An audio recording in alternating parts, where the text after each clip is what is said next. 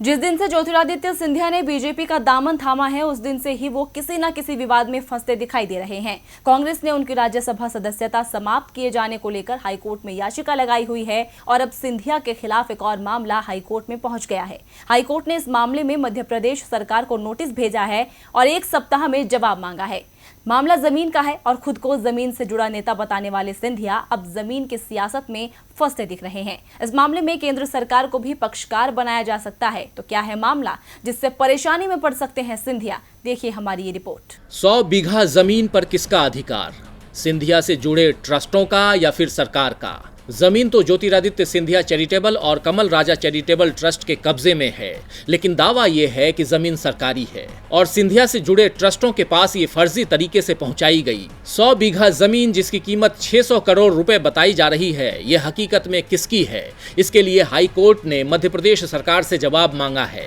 याचिकाकर्ता ने तर्क दिया है कि ग्वालियर शहर के सिटी सेंटर, महलगांव, ओहदपुर और सिरोल की सरकारी जमीन को राजस्व अधिकारियों ने हेराफेरी कर सिंधिया के ट्रस्टों के नाम कर दिया है।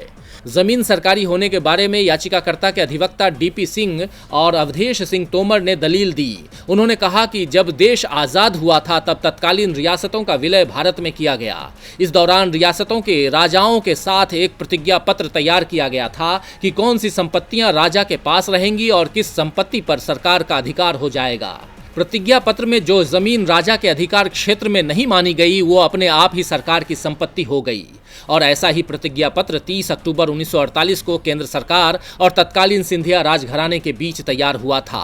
और जो 100 बीघा से ज्यादा जमीन को सिंधिया के 2 ट्रस्टों के नाम की गई है, वह प्रतिज्ञा पत्र में नहीं है, जिससे ये संपत्ति सरकार की हो गई। क्योंकि सिंधिया रियासत और केंद्र सरकार के बीच प्रतिज्ञा पत्र तैयार हुआ था, इसीलिए केंद्र सरकार को भी इस मामले में पक्षकार बनाया जा सकता है। केंद्र सरकार ही प्रतिज्ञा पत्र को लेकर तस्वीर पूरी तरह से साफ कर सकती है। ये संपत्ति सिंधिया रियासत को दी गई थी या नहीं, इसे लेकर हाई कोर्ट ने मध्य प्रदेश सरकार से जवाब मांगा है। लेकिन एमपी सरकार की ओर से हाई कोर्ट में मौजूद अतिरिक्त महाधिवक्ता एमपीएस रघुवंशी ने जवाब पेश करने के लिए समय मांगा, जिसके बाद से हाई कोर्ट ने उल्टा सवाल किया, किसी को पक्षकार बनाने के लिए जवाब की क्या जरूरत है? जब रघुवंशी ने दोबारा समय देने की मांग की तो हाईकोर्ट ने 1 सप्ताह में जवाब पेश करने का समय दे दिया। बहरहाल मामला 600 करोड़ की जमीन का है और आरोपों के घेरे में ज्योतिरादित्य सिंधिया फंसे हैं। दरअसल ग्वालियर चंबल संभाग की 16 विधानसभा सीटों पर अगले महीने अक्टूबर में उपचुनाव भी हो सकते हैं। ऐसे में कांग्रेस इसे मुद्दा बनाने की तैयारी में है। अब सिंधिया की जमीन कहीं ग्वालियर चंबल संभाग में बीजेपी की जमीन ही न खिसका दे, इसे लेकर बीजेपी में मंथन भी शुरू हो गया है। डीबी लाइव की रिपोर्ट।